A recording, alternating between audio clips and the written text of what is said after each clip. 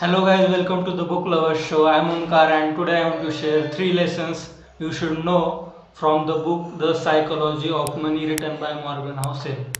Before moving to the lessons, I would like to share the key concept from the book and I will directly read from the book only.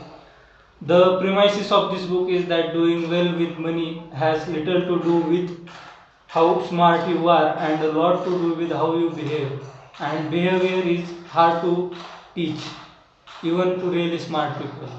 The genius who lose control of their emotions can be financial disaster. The opposite is also true. Ordinary folks with no financial education can be wealthy if they have handful of behavioral skills that has nothing to do with formal measures of intelligence. So what author want to tell is that to do good in finance or to good with money, you don't need a financial education or you don't need to be as very smart, but you need few behavioral things or you need to deal with your emotions. And this book consists of 18 chapters. Author observe different behaviors, how people behave in the different conditions, and he written his observation and what to do with in certain conditions. So this book is consists of 18 chapters, and out of those I will share with 3 lessons I learned from the 3 chapters of that book. So make sure you watch the video till the end. And now let's move to the first lesson from the book Psychology of Money. The first lesson of the book is understanding what enough money is for you. Now, what does that mean? That means you should know before starting where you are gonna end. That means you should know at what is your highest level of income that you want. For example, I want to earn 5 lakhs per month and that's my highest income level. And beyond that, I should not chase the money. I should not go for earning 10 lakhs or 20 lakhs money. If it comes automatically, then it's okay. But you should know your highest level, you should know what is enough for you, and then you should stop running behind money after that level of income.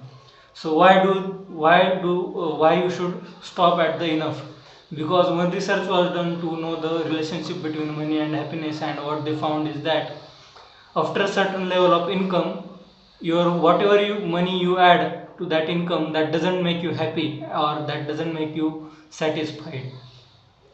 Now there are many people who run, even they earn enough to fulfill their wants, basic needs, desires. Why they do that? Because many people do the social comparison. For example, if for me it is for me enough is earning 5 lakhs per month. After earning 5 lakhs per month, I will compare with one of my friend who is earning 10 lakhs per month. And when I reach to 10 lakhs per month, I will start comparing with 20 lakhs per month. So the social comparison cycle is never ending. It's a never ending game. And the best way to win this game is to not play it at all. So this was the first lesson I learned from the book, that is you should know what enough money is for you and you should just try to achieve your enough level of income. The second lesson from the book is about wealth, and what author says is that real wealth is what you don't see. Now, why the author is saying that? Because we judge people by their outer appearances. If the person is holding iPhone, we think that he is wealthy. If the person is driving expensive car, we think that he is wealthy. But we really don't know whether that car or whether that expensive iPhone bought with the EMI or bought by taking loan and going into debt. So we don't know how that person bought the expensive cars and EMI. He might be rich, but he is not wealthy, because there is difference between richness and wealthiness. The rich is your current level of income and wealthy is the your hidden income. And one more thing you should understand about richness is that when person spend 1 crore to buy expensive car, he is actually less wealthy. He is less wealthy by 1 crore than he was before buying the car.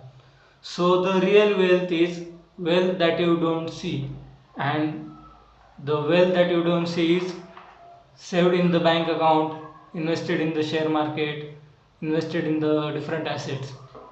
So this is the second lesson. The third lesson is about savings. What author says is that you don't need a higher rate of income or higher returns on your savings to become wealthy, and what you need is higher savings rate. Now many people says that I don't have any goal to save the money, and that's why I'm not gonna save.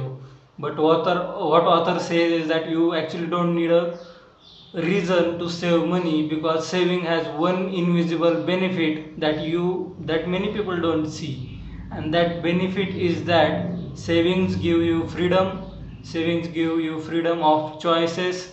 If you have 6 months of emergency fund, then you can leave your job and wait for 6 months to get the correct right job opportunity, and that invisible freedom of choice gives is the most advantage is the highest advantage of savings. And many people have a problem of not able to save money. They don't know when the money comes and when the money goes. So to solve this problem, you can stop social comparison. When you stop social comparison, you will desire less things. When you desire less things, you will spend less, and when you spend less, you can save more. So these are the three lessons I learned from the book Psychology of Money, and you should learn as quick as possible in your life, and you should implement it as soon as possible, because like that's gonna change. When like poor people, if they make right choices with money, they can become wealthy, and rich people who earn higher income than many people, they can went up broke if they don't learn the simple behaviors and don't control their emotions. So even now, like today, market reach highest. Nifty crossed 16,000. So many people can't put money in their hands, and they want to invest at the higher valuation. But like, and when market goes down, people try to pull up money from the share market. So this kind of behavior is really wrong, and this book teaches this kind of how to behave in certain conditions. This book will help you to save lots of money and will save lots of worry in future.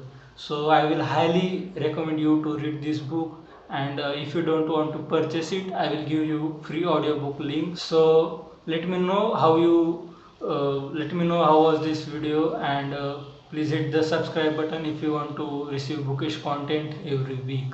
Thanks for watching this video. See you in the next video.